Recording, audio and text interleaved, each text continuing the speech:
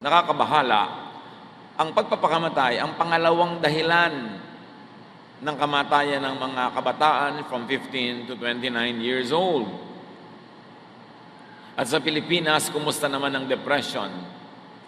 Lingid sa alam ng marami sa atin, sa kabila ng maraming ngiti at mga festivals, the Philippines has the highest incidence of depression in Southeast Asia.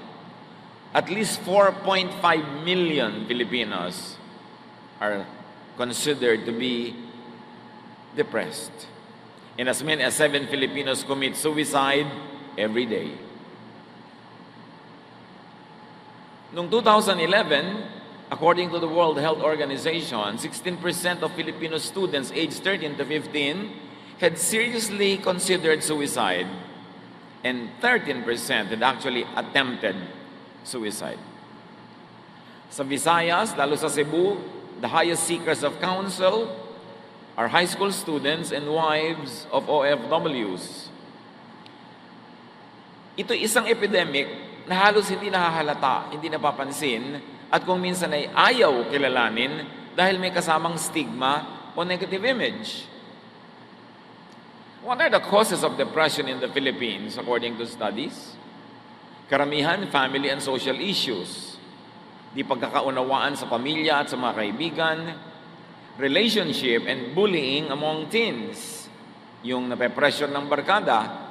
At idagdag na natin ang religious bullying, yung mga lagi na lamang sinisita, binabantayan at sinasakal ng mga relihiyoso.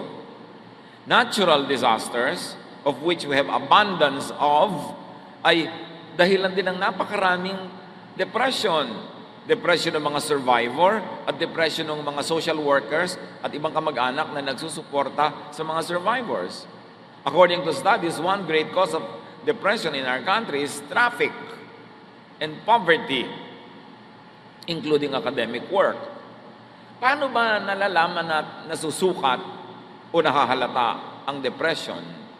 What are the signs and symptoms of depression na dapat nating matyagan? Marami at iisa-isahin natin ang ilan doon. Subalit hindi naman kung meron ka nito ay depressed ka na, pero kung meron, ito ay isang sign ng posibleng depression, lalo't hindi naagapan. Lack of energy, loss of appetite, even constipation. No interest in work or other favorite activities. Poor or too much sleep, or too much appetite or too little of it. Weight loss or weight gain na biglang-biglaan. Extreme irritability. Lagi mainitin ang ulo kahit maliliit na bagay at hindi makayang pigilin ang galit. Anxiety and restlessness. Laging balisa, laging may kinakatakutan or fixation on the past. Ayaw nang limutin ang nakaraan, lalo ang mga maling nangyari. Thoughts of death or suicide. Even disabling fatigue. Yung laging pagod na wala nang magawa ng may gana, difficulty concentrating or making decisions, unexplained aches and pains, mga sakit ng ganito at sakit ng gano'n na hindi makita ng doktor kung bakit, madalas ito ay resulta o sintoma ng mental illness called depression. How do we deal with depression? Kung minsan meron na palang gusto magpakamatay sa ating pamilya, sa ating mga kaibigan, kapitbahay, o hindi man nagpapakamatay ay parang wala nang kabuhay-buhay, paano nga ba susugpuin, bubunutin ang ugat ng depression? First of all, understand the depression by describing it clearly. Unawain ang lungkot na ito sa pamamagitan ng malinaw na pagsasalarawan in vivid detail to a trusted person perhaps, or even just to yourself. 1 Kings 19:10. He answered, Lord God all-powerful, I've always done my best to obey you, but your people have broken their solemn promise to you. They have torn down your altars and killed all your prophets except me, and now they are trying to kill me. Ang nagsasalita si Elijah. Matapos niyang gapiin ng mga propeta ni Baal ng Diyos-Diyosan ng bansa, siya ay pinagbantaan ni Queen Jezebel na papatayin din. At hindi siya tinantanan ng paghabol dahil alaga ni Queen Jezebel yung mga priest niya. So Elijah fled, and this passage reveals what he feels in this point in time. He was very depressed. In fact, this prophet of God wanted to die. Elijah is very depressed, and he articulates his emotional struggle in a conversation with Yahweh. At ang kanyang cause ng kanyang depression, nag-iisa na lang daw siyang matuwid na naninindigan, namatay na daw lahat ng kanyang mga kasamahan, at ngayon siya ay laging hinahabol ng reyna at gusto siyang patayin, at ang mga tao daw ay tumalikod na sa Diyos at sumama na sa mga Diyos-Diyosan. Yun ang dahilan ng kanyang depression. At least alam niya, sinasalarawan niya, kaya madali nang malutas. Kailangan alam mo kung bakit ka depressed. Hindi lang yung malabong alam, kundi malinaw na alam. Jeremiah 12:1-4. Whenever I complain to you, Lord, you're always fair. But now I have questions about your justice. Why is life easy for sinners? Why are they successful? You plant them like trees and you let them prosper and produce fruit. Yet even when they praise you, they don't mean it.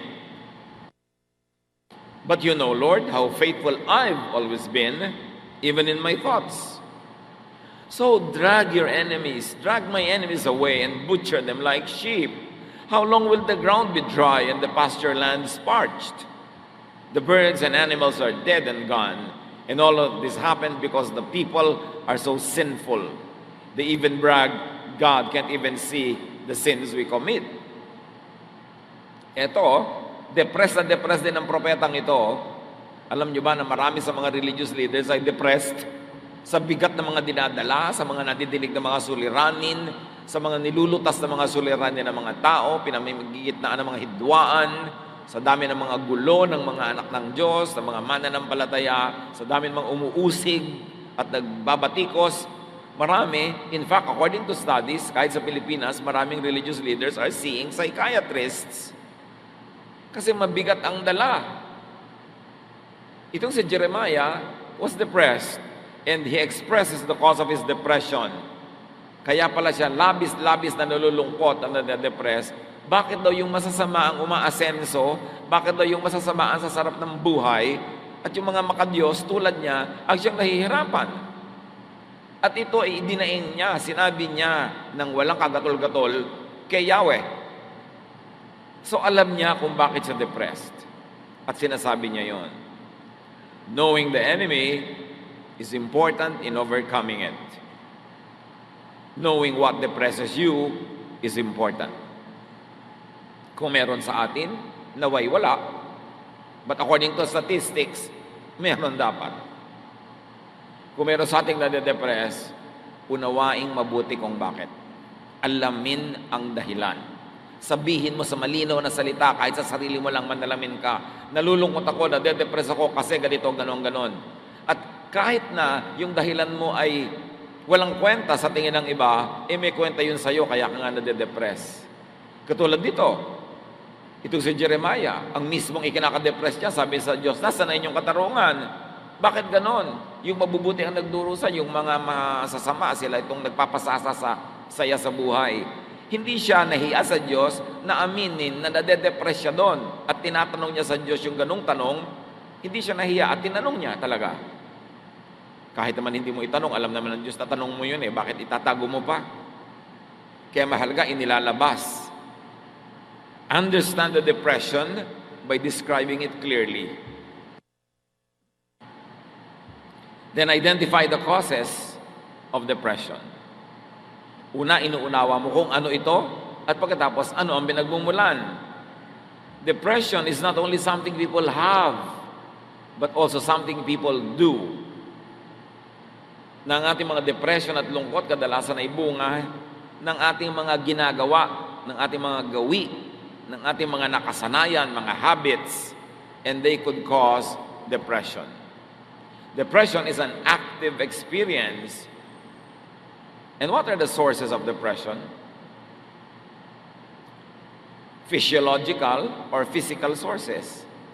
Yung ating katawan, blood chemistry, mental condition, yung sitwasyon ng ating buong pangangatawan, pagkabusog o pagkagutom, pagkapagod o sobrang pahinga, o ang sobrang pag-iisip na nagpapalit ng hugis ng ating utak, lahat yan ay maaring maging magbunga ng depression. Job 19:17-21, another very depressed man of God. My breath disgusts my wife. Everyone in my family turns away. Young children can't stand me, and when I come near, they make fun. My best friends and loved ones have turned from me. I am skin and bones, just barely alive. My friends, I beg you for pity. Alam natin ang kasaysayan ni Job, dumaan sa pagsubok, naghirap, nagkasakit, nagbutot balat, nabalot ng galis, itinakwil ng kanyang mga kaibigan, mga kamag-anak, ng mga kakilala. Yun ang dahilan ng kanyang depression. At ito ay merong physical reason. May mga tao na de-depress pag nananalamin. Hindi nila gusto ang kanilang nakikita. Merong nade-depress sa mga nangyayari sa kanilang katawan. Pagka may umiidad ang mga tao, kuminsan nade-depress din dahil bakit lumihina na yung katawan nila, nakakaramdam ng ganito at ganyan, nakakakosya ng description. So, itong ginawa na pagde-describe na ito ni Job was very helpful in analyzing his situation. It described the physical condition of Job, which drove him into depression. Kaya dapat nag-iingat-ingat tayo sa pagsasalita. Kumisan may babaeng o lalaking hirap na papala sa pagpapapayat. Tapos pag nakitong pa, sabi mo, hoy taba, alika nga dito. Tatawagin mo pang gano'n, na-depress tuloy. Mamaya, nagbigti na. Dahil lang sa katabilan mo at hindi kataklesahan ng iyong bibig. May mga sinasabi tayo kuminsan na nakaka-depress sa tao. Hirap na yung isang ina na kachuchutor ng anak niya para maging honor student. Tapos sabi mo, hoy, bakit 3 taon ka na sa grade 1? Manahimik ka na lang kung naobserbahan mo yung ganang mga bagay. Kasi ang salita natin ay nakakapagpalala ng matinding kalungkutan at paghihinagpis ng ating kapwa. Pag-iingatan natin yan. Another source of depression, aside from the body, is emotional or mental sources, like guilt. Kaya maraming relihiyoso, depressed, kasi walang ginawa yung religion, kundi sila ipagiltihin. Or misplaced shame. Hiyang-hiya sa mga bagay na hindi naman nakakahiya, pero hiyang-hiya. Or fears and suppressed feelings. Marami kasi, nag-exercise sila ng social control over domineering parents, sobrang mahihigpit ang mga magulang at mapagkontrol halimbawa ng mga anak, sobrang mahihigpit at mapaghusgang mga religious groups. Pag napasali ka sa mga ganito, nasusuppress yung feeling mo. Gusto mo magsaya, hindi ka makapagsaya. Gusto mo magbihis ng ganito, hindi mo maisuot. Sikil na sikil ka. Pagka yun nagpatuloy at naipon, nagiging depression. Legalistic and dogmatic religiosity could cause grave negative emotions.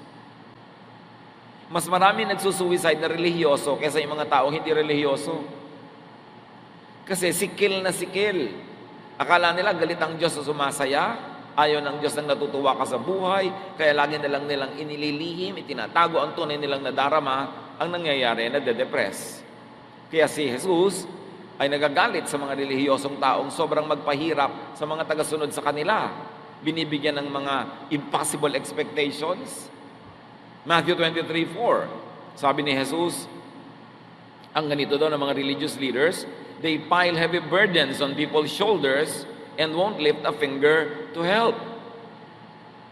Sa 1 Samuel 18:6-11, dito ay i-describe kung paano pinuri ng mga babae sa Israel ang mga nagawa ni David sa giyera na insecure tuloy itong si Haring Saul.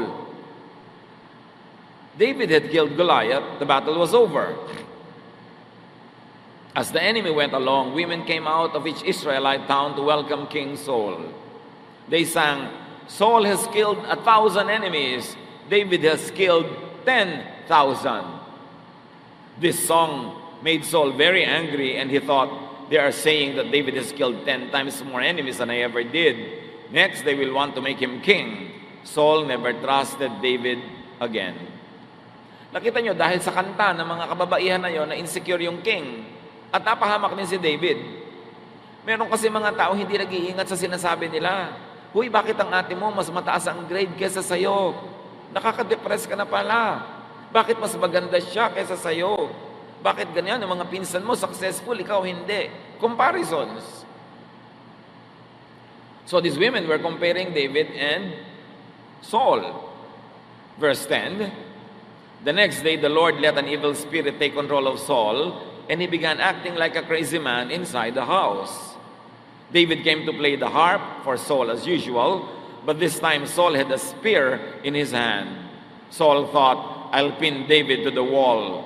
He threw the spear at David twice, but David dodged and got away both times. So meron daw masamang espiritu na pumasok dito kay Saul, kaya sinikap niyang sibatin itong si David 2 ulit. Hindi lang nga siya nagtagumpay. Pero kung nagtagumpay siya, napatay niya. Note that the evil spirit here could refer to ancient way of describing depression. Wala kasing salita yung mga ancient people ng salitang depression. So sa kanila, pagka yung nade-depress yung tao, gumagawa ng mga bagay na ngayon ay alam natin ginagawa ng depressed people, sinasabi nila, may masamang espiritu. Hindi laging literal ang masamang espiritu.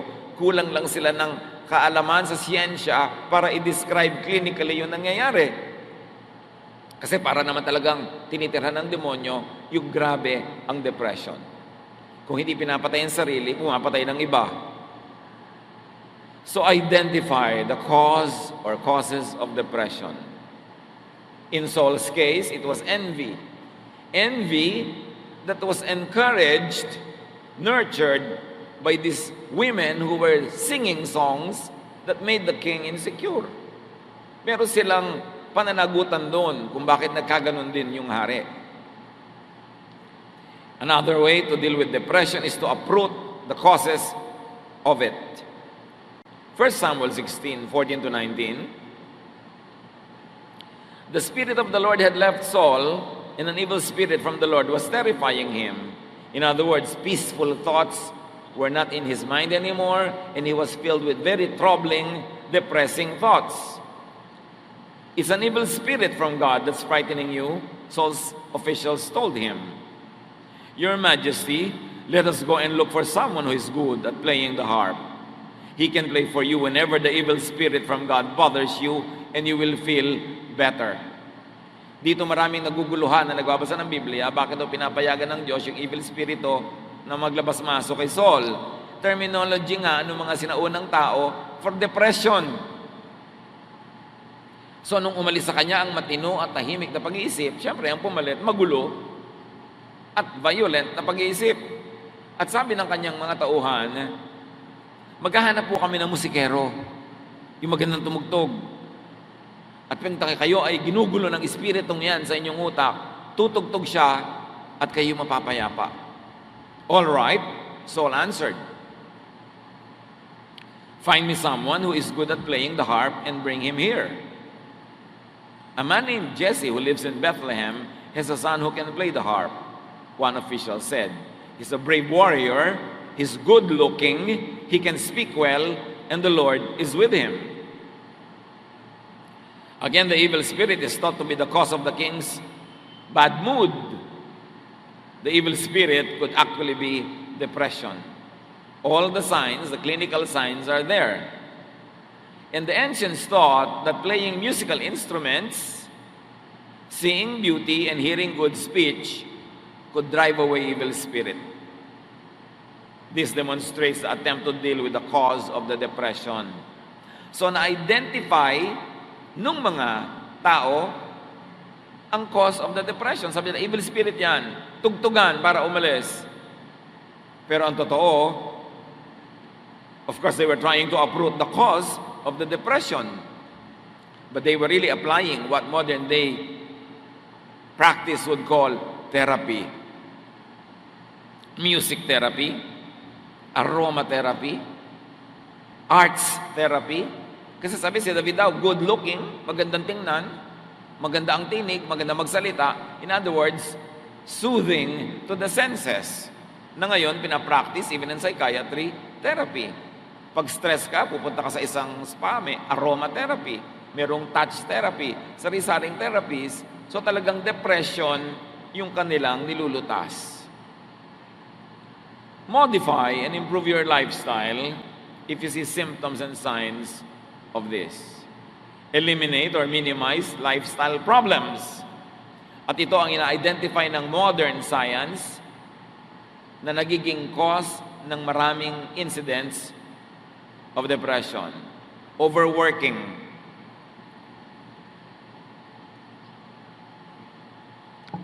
Yang walang tigil na pagtatrabaho, nakaka-depress. Hindi mo na alam, depressed ka na pala. Kaya inutos ng Diyos, kailangan may pahinga bawat linggo.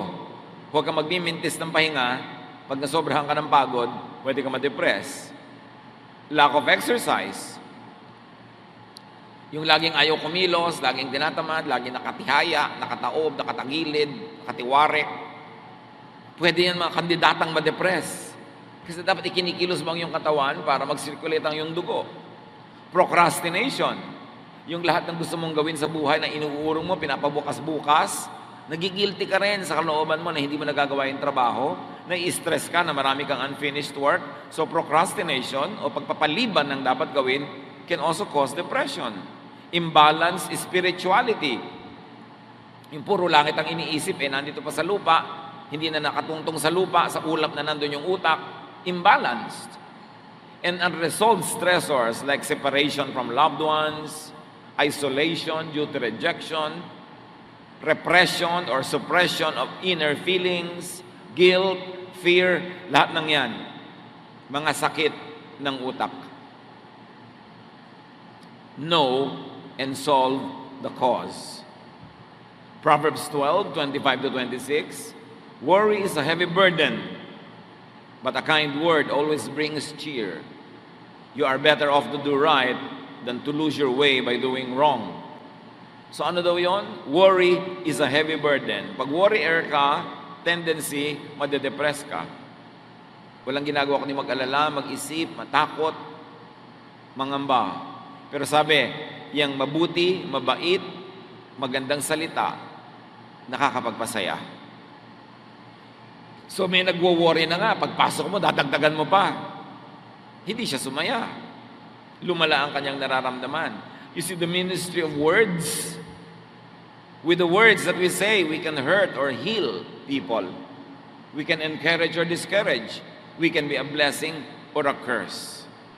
Kaya maganda, iniingatan ng salita, binibitawan yung mabuti, mabait, nakakapagpasaya, nakakapagpatibay ng loob, hindi nakakasira ng loob. And this Proverbs 12 is a warning against worrying. And it's a prescription to hear and say kind words. Not only to hear, but also to say. Pag tayo ay nagsasalita ng mababait na mga pananalita, nakakapagpagaling ng damdamin, nakakapagpasaya, nakakapagpatahimik, tayo may nakikinabang kasi tayo man ay natatahimik at napapayapa. Ang hindi alam ng mga mahilig manakit sa pamamagitan ng salita ay una na nilang sinasaktan ang sarili nila bago pa man nila masaktan yung kanilang kausap. Because you keep what you give away. Ang ginagawa natin sa kapwa, tumatalbog at bumabalik sa atin. Kaya ang bawat pananakit natin, nasasaktan din tayo. Meron tayong espiritu ng Diyos na nakatira sa ating puso na pag may ginagawa tayo at sinasabing hindi maganda, ay una nang nasasaktan yung espiritong nasa ating puso. Tayo ang unang nadadawit. Tayo ang unang nasasaktan. Proverbs 23:4, be wise enough not to wear yourself out trying to get rich. Sa inyo, magpakatalino, huwag mong gasgasin ang iyong sarili sa pagpapayaman. Hindi ito warning against getting rich. It is warning against wearing yourself out trying to be rich. Hindi yung pagyaman ang minamasama dito, kundi yung pagpatay mo sa sarili mo, yumaman ka lang. Kaya kailangan, balanse pa rin. Kahit ka nagsisikap, may pahinga ka, meron kang entertainment, meron kang relaxation, at meron kang giving, meron kang charity, balance ang buhay mo. Proverbs 23:19-21. Listen, my child, be wise and give serious thought to the way you live. Don't associate with people who drink too much wine or stuff themselves with food. Drunkards and gluttons will be reduced to poverty. If all of you do is eat and sleep, you will soon be wearing rags. Again, this is an exhortation for lifestyle change. Piliin mo yung mga kasama.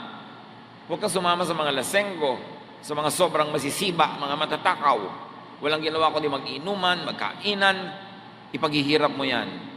Sabi ganun, kung tulog ka lang ng tulog, ang susunod mong isusuot at ibibihis, basahan, maghihirap ka. So it's an exhortation to change lifestyle by changing a social life, by changing friends. So eliminate and minimize lifestyle problems. Meron tayong mga depression na dala-dala ng ating social life, dala-dala ng mga uri ng tao na ating sinasamahan at inilalagay sa ating mundo. Another way to resolve depression is to resolve conflicts. Deal with troubled relationships. Kailangan pangasiwaan na mabuti ang ating mga relasyon na nalamatan, nalagot, nasira, na damage, past or present. Bawat mahal natin sa buhay, bawat nagmamahal sa atin, bawat bahagi ng ating buhay na nalalayo, nagkakasiraan tayo, may epekto sa ating emosyon, kahit aminin natin yon o hindi. Proverbs 17:9, you will keep your friends if you forgive them, but you will lose your friends if you keep talking about what they did wrong. So itinuturo dito, may mga kaibigan ka, may investment ka na dyan, emotional investment, time investment, sometimes financial investment din. Pagkatapos, mag-aaway kayo, hindi mo papatawarin, hindi kayo magpapatawaran. Sayang naman ang lahat. Tapos magsisiraan pa kayo. Hindi pa yung pampaganda ng buhay, pampapangit. Kaya sabi, kung hindi mo papatawarin na nagkakamali sa'yo, mauubos lahat ng tao sa mundo mo. Kasi lahat magkakamali rin. Panapanahon lang. At mawawala lahat ng kaibigan mo pag ipinamamalita mo lahat ang mga mali nilang ginagawa. Ang ibig sabihin lang, magpakatino ka. Keep your friends, keep your relatives, keep people around you by forgiving them if they commit a mistake and by not talking about them again, behind their backs. Huwag mo silang gawing topic pag wala sila para hindi lumayo ang loob kasi malalaman at malalaman nila na pinag-uusapan nila ninyo sila. At magagalit at lalayo sila sa inyo. At pag may nasisirang relasyon, na-offend ka, nasaktan, sabi ni Jesus, Matthew 18:15, if one of my followers sins against you, go and point out what was wrong.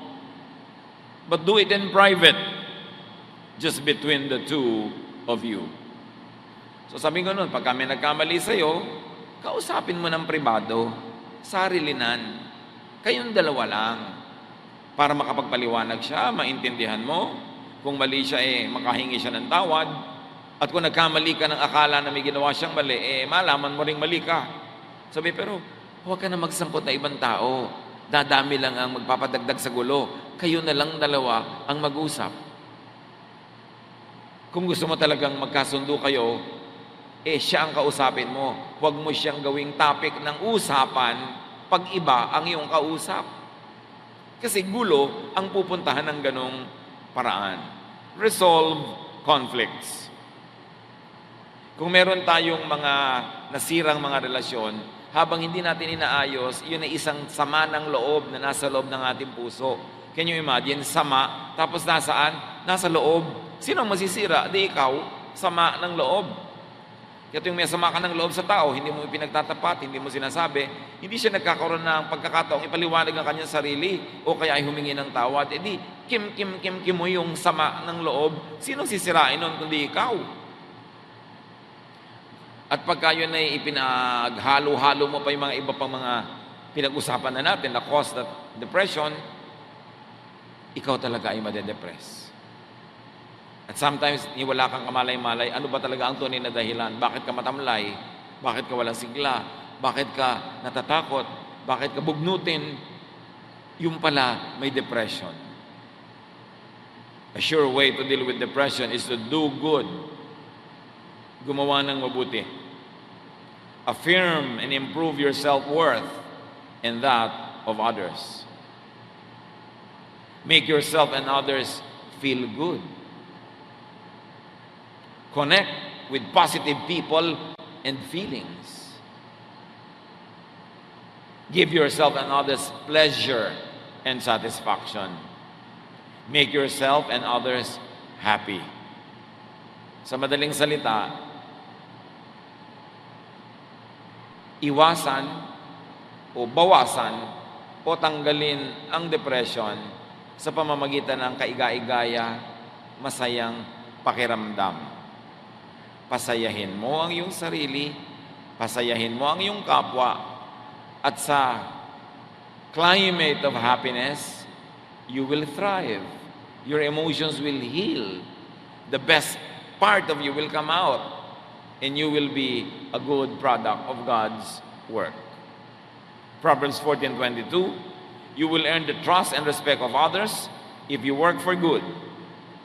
If you work for evil, you are making a mistake. Lagi kang gumawa ng mabuti.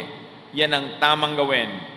Pag may ginagawa kang hindi mabuti, nagkakamali ka sa landas na yung tinatahak. Kasi lahat ng itinatanim ay inaani. At lahat ng inaani, nagbubunga talaga yan. Dumadami. So magtanim ng mabuti para umani ng mabuti.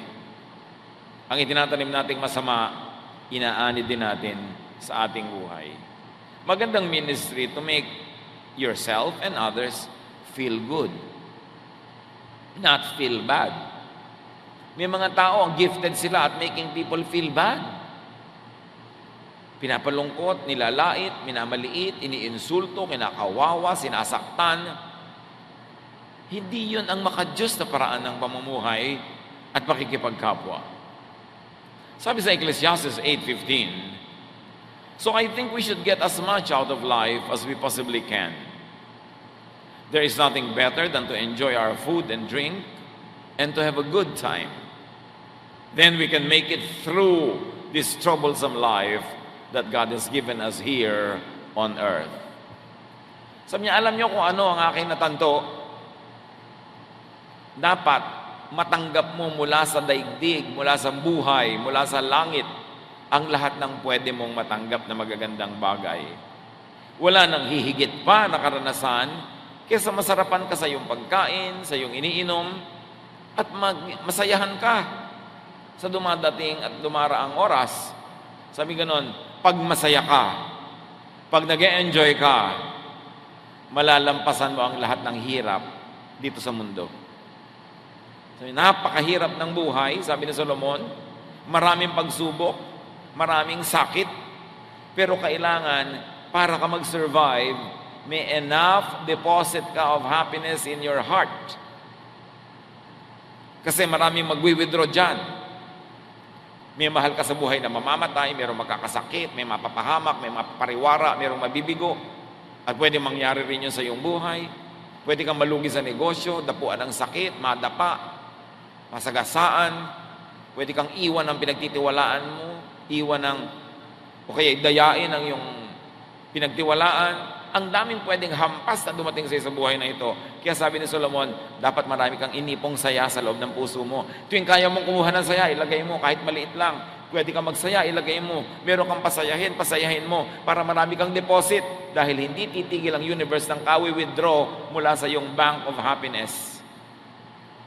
Kung ang konti-konti ng iyong inilagay, inimbak na kasiyahan sa puso mo, sa puso ng iba, ayun, pag dumating ang mga paghirap ng buhay, mga pagsubok, naglalakad sa breakwater,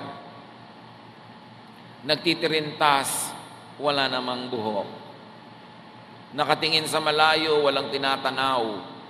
Hinahanap si Crispin at si Basilio kasi hindi na kaya. ang mga dagok ng buhay kasi walang inipon na saya.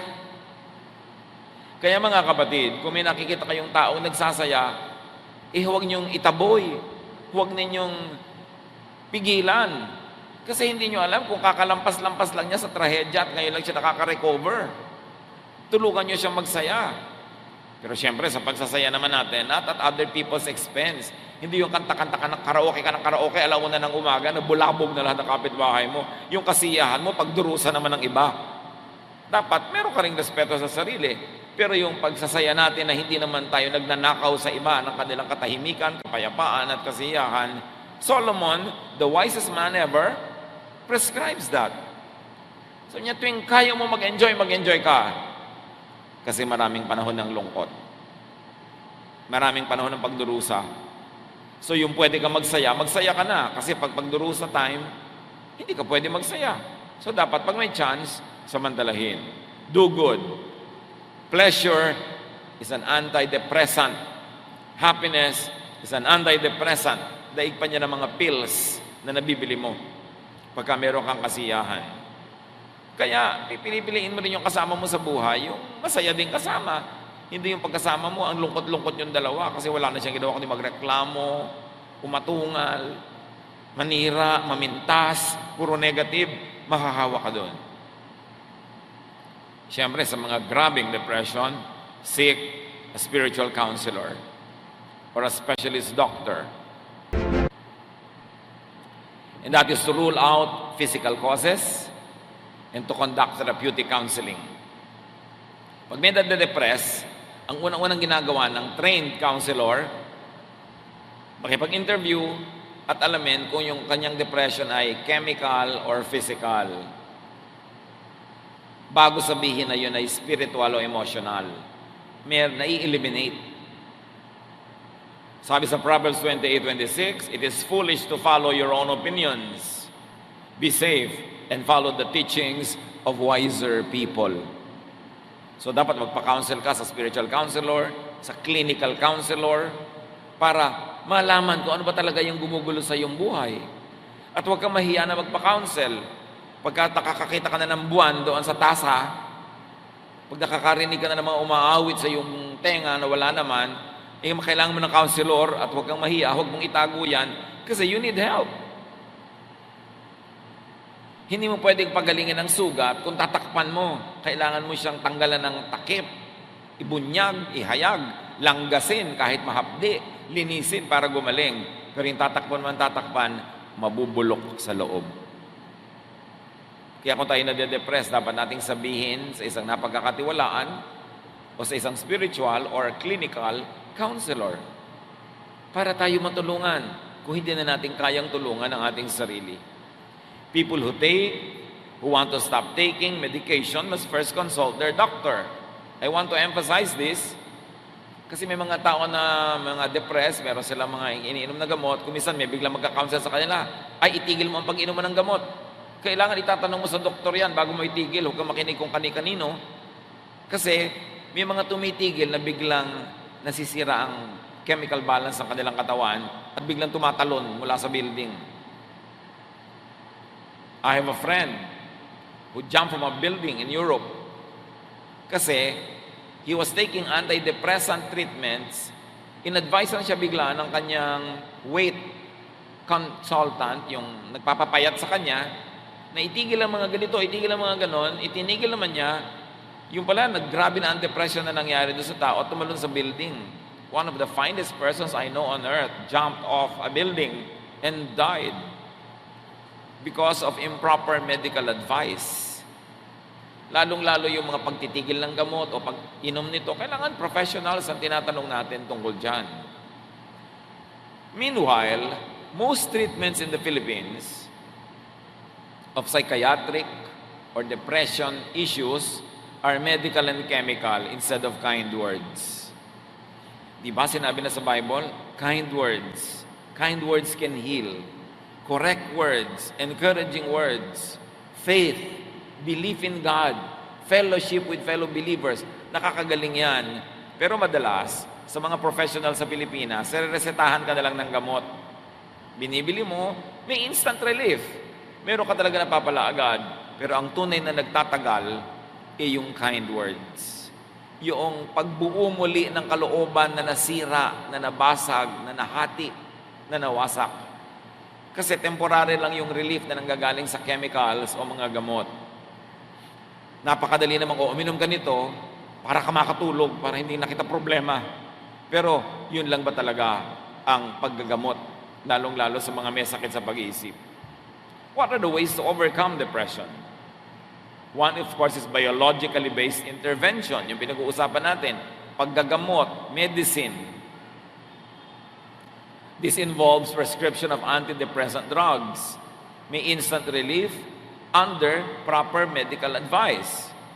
But another way is the interpersonally based intervention, which was the ministry of Jesus. Hindi lang binabago ang chemistry ng iyong blood through medicine o food, binabago ang takbo ng iyong isip, which is actually more important and more powerful. Listen and talk to change negative ways of thinking. Pag negative kayo mag-isip, negative ang buhay, nakakatakot ang buhay, walang kwentang mabuhay, gusto ko nang mamatay, gusto kong pumatay, gusto ko siyang sirain, gusto kong manggiba ng mga tao, pag gano'n ka na mag-isip, kailangan mo ng makakausap na matino. Better kung professionally trained. Best kung clinically trained na spiritually developed pa. Tulad ni Pastor Gami, ang ating main counselor sa ating pamilyang day by day. He's not only a pastor, he's not only educated in the Bible, he also has clinical education in counseling. So nababalansin niya yung kanyang counsel. Napakahalaga, but you've got to talk to someone and you've got to listen to someone. This is considered the more effective and longer-lasting treatment. Kailangang ilabas mo ang iyong niloloob, ihinga sa mapagkakatiwalaan. Huwag sa chismosa dahil bukas alam na ng buong barangay. Pinipili mo dahil lalo ka madedepress ngayon, dali ay yung pagbibigti. Pag chismosa ang napagsabihan mo. Kaya kailangan pinipili mo yan. Pero kailangan, mga kapatid, makinig. Kung madilim na ang takbo ng ating isip, pinagdidimla na tayo ng paningin, pangit na ang tingin natin sa buhay, wala na tayong pag-asa, puro negative, kailangan baguhin ang pag-iisip. Romans 12:2, be transformed by the renewing of your mind. Kailangang baguhin mo ang iyong ginagawa sa pamamagitan ng babaguhin mo sa iyong pag-iisip. Sa pag-iisip nagsisimula yan, at ang pinamumugaran ng dyablo ay ang ating utak. Lalo naman na yun ang dapat tahanan ng Espiritu ng Diyos, ang ating isip. Eliminate, minimize negative emotions. Pinag-usapan na natin ang maraming pinagmumulan yan. Identify what causes you to be afraid, to be negative, what causes you to think of bad things, to do bad things, and to say bad things. Dapat bunutin, tanggalin sa buhay. And very importantly, rest. Magpahinga. Madalas, nade-depress tayo, gutom lang o pagod lang. Mahalagang nagpapahinga ang tao and let people rest. Pagpahingahin natin ang mga tao. Gusto nilang magsaya, para mabalanse ang mga lungkot nila, payagan natin, bigyan natin ng oras, bigyan natin ng lugar, bigyan natin ng pagkakataon. And stop judging, rejecting, and isolating people and yourself emotionally and spiritually. Huwag kayong magtampo ng magtampo, tapos mag-iisa, lalayo sa iba, magmumukmuk. Pag nag-iisa ka, madali kang tuksohin ng dyablo. Pag wala kang ibang kausap na matino, dyablo lang ang kakausap sa iyo, anong lalaman sa utak mo? At napaka-importante, pagpahingahin natin ang mga tao. Pagod na yung asawa mo, hayaan mo muna magpahinga bago mo bungangaan. Dahil baka mamaya, ibuhos na niya sa iyo yung kumukulong sabaw. Dahil pinagdimlan na ng paningin. Kailangan yung anak mo, nagkakanda bagsak-bagsak na sa school, bigyan mo muna siya ng pahinga from nagging. Huwag mo na siyang pilitin maging valedictorian. Pagpahingahin natin ang mga tao sa walang katapusan nating expectations. Mga standards na inilalagay natin na hindi nila maabot-abot. Yung paghahabol natin sa perfection, sa perfect relationship, sa perfect asawa, sa perfect anak, perfect magulang, nakakapagod yon sa kanila. Kuminsan tayo ang nagtutulak sa mga tao para sila mabaliw, para masiraan ng bait. Kailangan ang binibigay natin sa tao, lalo sa mga mahal natin sa buhay, pahinga, hindi stress. Natural, nagbibigay tayo ng stress sa isa't isa. Ganun naman talaga ang tunay na relasyon. Pero konti lang. Huwag niyong sobrahan. Understand, accept, and love people and yourself. The best antidote to depression is love.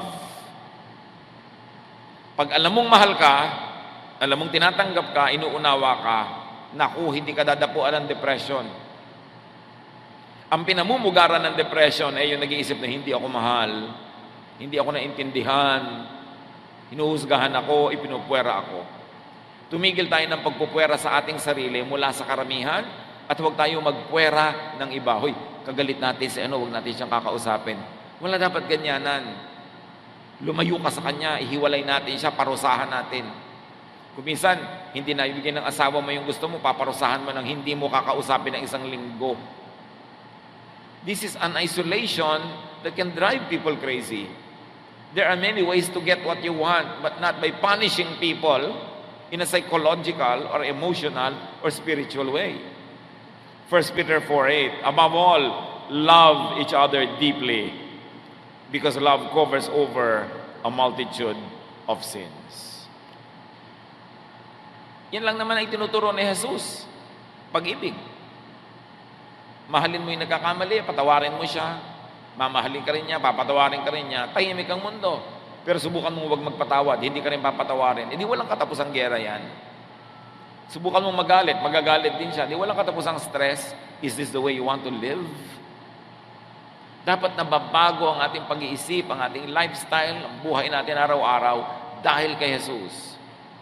Dahil sa pag-ibig niya, hindi tayo dapat laging natatakot. At ang mga anak natin hindi natatakot na i-reject natin dahil alam nilang mahal natin sila. Ang mga kapamilya natin hindi natatakot na itatakwil natin dahil alam nilang kahit anong mangyari, mahal natin sila. 1 John 4:18, there is no fear in love. But perfect love drives out fear because fear has to do with punishment. The one who fears is not made perfect in love. Pagka daw may natakot, nabubuhay sa takot, na-stress, nade-depress, nagkulang ang mga tao sa paligid niya ng pagmamahal, ng pag-unawa, ng pag-abot sa kanya. Dahil kung siya ay nananalig at alam niyang mahal siya, hindi siya matatakot. At yan ang lagi sinasabi ni Jesus, do not fear. Do not fear. Why? Because I love you. Because God loves you. So why will you be afraid? Huwag nating gawing ministry na manakot at magparusa. Mga kapatid, listen, magparusa. Marami sa atin mahilig magparusa. Hindi mo ibinigay ang gusto ko, paparusahan kita. Hindi kita kakausapin. Hindi ako sasagot pag nagtatanong ka. Hindi nasunod ang gusto ko, paparusahan kita. Hindi kita babatiin sa birthday mo. Tanggalin natin mga kapatid yung hilig magparusa. Kung meron mang dapat magparusa at may karapatan, Diyos lamang. Pero nagmamahal nga siya, hindi nga siya nagpaparusa, nagpapatawad nga. Tapos tayo pa ang magpaparusa. Sino ang sa ngayon ay pinarurusahan nyo? Maaaring nagkamali sa inyo, isang masungit na tiyan nung araw, ngayon matanda na, pinaparusahan nyo ngayon, hindi nyo pinapansin. Mahilig tayo magparusa. Sabi ni Lord, vengeance is mine, I will repay. Huwag tayong mahilig magparusa kasi pag may pinaparusahan tayo, nagdurusa din tayo, di man natin aminin. Whenever we cause heartache in someone's life, we are hurt as well. So have more of God. Enjoy God, and let people enjoy God. Psalm 42 says, as a deer gets thirsty for streams of water, I truly am thirsty for you, my God. In my heart, I am thirsty for you, the living God. Sabi nung kanta, as the deer panteth for the water. Habang yung usa ay tumatakbo ng habol-habol ang hininga. Sabik na sabik, makainom. Pants for water. So my soul longs after you. Kung ang ating hahanapin ay Diyos, sa Kanya natin hahanapin ang ating ligaya, ang ating saya, ang ating kapayapaan, at Diyos ang ipapakilala din natin sa kapwa, at pagiging maka-Diyos ang paraan ng ating pakikipagkapwa, mawawala o mababawasan ng sobra-sobra yung depression na yan. So overcome depression with positive emotions, with loving attention and embrace, with the real personal ministry of Jesus. God does not want you depressed. God wants you to be happy. Dear Lord, siyasatin niyo po ang aming puso. Kayo na nakakikilala sa amin. Kayo na dakilang manggagamot. Nawa sa maikling panahon na ito ay naliwanagan kami sa very real and very dangerous issue of depression in our midst. Tingnan niyo po kami kung kami ay may depression. Kilalanin namin ito. Ipagtapat, sabihin sa inyo at sa mga may kakayanan na tulungan kami. At ang aming sarili, ituwid din namin, Panginoon. Bunutin namin ang mga negative thoughts and negative feelings na nagbubunga ng negative actions, na sa kapwa ay nagbubunga naman ng negative reactions at nagiging chain reaction ito ng paggawa ng masama sa kapwa. Papagliwanagan niyo ang aming isip at palayain kami sa depression na tinatawag ng mga tao sa unang panahon ng masamang espiritu dahil halos gawa talaga ng masamang espiritu ang nagiging bunga sa amin. Kung meron sa aming kalagitnaan, Panginoon, na may mga depression, malalalim na mga lungkot, feelings of despair, kawalan ng pag-asa, hipuin niyo po ang aming mga puso. Punuan niyo ito ng pag-ibig ng iyong anak na si Jesus at pagalingin ang mga sugat ng aming damdamin. I like to pray for those who have any form of depression. Meron tayong mga lungkot na malalim, matagal, at nagpapahirap sa ating kalooban, nagpapasikip sa ating dibdib, nagbibigay ng mga takot. I like you to stand, we will pray, and we will ask the Lord, Jesus Christ, our healer, to heal our depression. Yes, Lord, your people are standing up before you because we recognize that you are our healer. You are our counselor. You are our therapist. At nais naming unahin ay ilapit sa inyo ang tunay na nilalaman na aming puso, ang tunay naming niloloob sa mga depression, mga lungkot, mga fears, feeling of hopelessness, feeling of tiredness, emotionally and spiritually. Narito, Panginoon, yung mga anak. Sino pang nais tumayo at magsabi sa Panginoon, I declare before you, O Lord, that I am your patient. I want you to heal me. I want you to touch me. Stand up right now and pray to God. Ask the Lord to heal you of your depression. Ipagtapat kung ano ang nadarama, saan ito nagmumula, kilalanin na ito ay dapat paalisin at itakwil niyo sa inyong buhay sa ngalan ni Jesus. And later on, we will pray together. But right now, seek God's counsel. Seek God's touch. At ilapit ang mga nagiging bunga ng ating depression.